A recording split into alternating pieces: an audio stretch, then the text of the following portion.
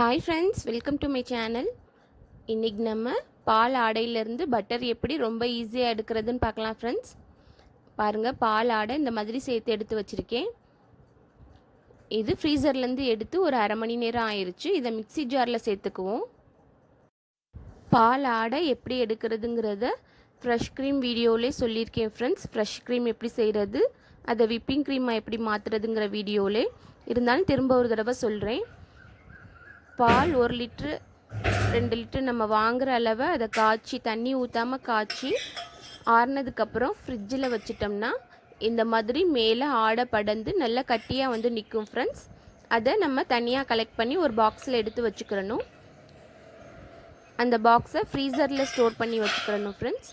இந்த மாதிரி டெய்லி செய்கிறத நம்ம ஸ்டோர் பண்ணி வச்சுருந்து பாக்ஸ் ஃபுல்லானோன்னு நம்ம அதை பட்டராகவோ நெய்யாவோ உருக்கிக்கலாம் ஃப்ரெண்ட்ஸ். நான் ஒரு அரை லிட்டர் பால்லேருந்து தான் ஃப்ரெண்ட்ஸ் உங்களுக்கு கலெக்ட் பண்ணி காமிச்சிருக்கேன். இது பசும்பால். பசும்பாலில் தான் ஃப்ரெண்ட்ஸ் பட்டர் நிறையா வரும், ஆடையும் நிறையா வரும். இந்த வீடியோவில் பட்டர் எப்படி கையில் ஒட்டாமல் ரொம்ப ஈஸியாக எடுக்கிறதுங்கிறதையும், எப்படி செஞ்சால் பட்டர் வரும், எப்படி செஞ்சால் பட்டர் வராதுங்கிறதையும் சொல்லியிருக்கேன் ஃப்ரெண்ட்ஸ். இப்போ பாருங்கள், நம்ம எடுத்து வச்ச பாலாடையை எடுத்து மிக்ஸி ஜாரில் வச்சு இந்த மாதிரி ஐஸ் வாட்டர் ஊற்றிக்கிறணும் ஃப்ரெண்ட்ஸ். ஐஸ் வாட்டர் ஊற்றி செஞ்சால் தான் ஃப்ரெண்ட்ஸ் நல்லா பட்டர் திரண்டு வரும். பாருங்கள், நான் நல்லா ஸ்பீடாக அடிச்சிட்டேன் ஒரு 5 நிமிஷம். ஆனாலும் இந்த மாதிரி க்ரீமி கன்சிஸ்டன்சிலே இருந்துச்சு. அவ்வளோதான், பட்டர் வந்துருச்சுன்னு நினச்சி நான் இதை ஒரு பவுலில் கலெக்ட் பண்ணேன் ஃப்ரெண்ட்ஸ். பாருங்கள், இந்த மாதிரி ஐஸ் வாட்டர் வச்சு அதில் கலெக்ட் பண்ணிக்குவோம்ட்டு கலெக்ட் பண்ணேன். பட் பாருங்கள், இப்படி தான் இருந்துச்சு. இதுதான் பட்டர்னு நான் நினச்சிட்டேன் ஃப்ரெண்ட்ஸ். நான் நல்லா அடிச்சிட்டேன். ஆனாலும் இந்த மாதிரி தான் க்ரீமி கன்சிஸ்டன்சியில் தான் இருந்துச்சு. ஓகே, இதுதான் பட்டர் கன்சிஸ்டன்சி போல் அப்படின்னு சொல்லிவிட்டு நான் இந்த மாதிரி ஐஸ் வாட்டரில் எடுத்து வச்சேன். பட் அதுலேருந்து பட்டர் வரவே இல்லை. சரி, கலக்கி பார்ப்போம், பட்டர் மட்டும் தனியாக பிரியுதான்னு பார்ப்போம்னு சொல்லிட்டு கலக்குனா எல்லாமே கரைஞ்சி போயிடுச்சு ஃப்ரெண்ட்ஸ்.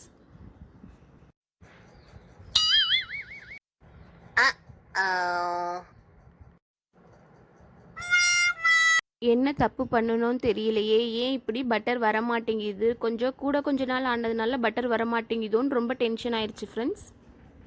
சரி, ஓகே, இன்னும் கொஞ்சம் தண்ணி ஊற்றி இன்னும் கொஞ்சம் நேரம் அடித்து பார்ப்போன்ட்டு மிக்ஸி ஜாரில் இன்னும் கொஞ்சம் ஐஸ் வாட்டரை ஊற்றி நல்லா ஸ்பீடாக ஒரு 10 நிமிஷம் அடித்தேன் ஃப்ரெண்ட்ஸ். பாருங்கள், நல்லா பட்டர் பிரிஞ்சு வந்துருச்சு. இது தெரியாமல் தான் இதுக்கு முன்னாடி ஒரு தடவை பட்டர் எடுக்கையில் அந்த க்ரீமி கன்சிஸ்டன்சிலே வச்சுட்டு பட்டர் வரமாட்டேங்குதேன்னு அந்த மாதிரியே எடுத்து அதுலேருந்து கொஞ்சோண்டு பட்டர் தான் ஃப்ரெண்ட்ஸ் கிடச்சிச்சு. அதுக்கப்புறம் தான் தெரிஞ்சிச்சு கொஞ்சம் நேரம் நல்லா ஸ்பீடாக அடிக்கணும் மிக்சியில். அதே நேரம் தண்ணியும் நிறையா ஊற்றணும் ஃப்ரெண்ட்ஸ்.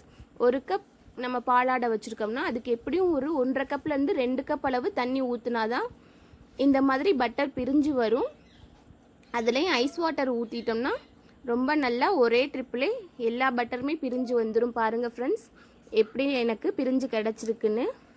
பட்டர் எல்லாமே ஒரே ட்ரிப்லேயே கிடச்சிருச்சு. திரும்ப ஒரு தடவை அடித்து பார்ப்போமேன்னு சொல்லிவிட்டு திரும்ப மிக்ஸி ஜாரை வச்சு நல்ல ஹை ஸ்பீடில் அடித்து பார்த்தேன். பட் அதில் ரொம்ப பட்டர்லாம் கிடைக்கல. இந்த மாதிரி தான் இருந்துச்சு.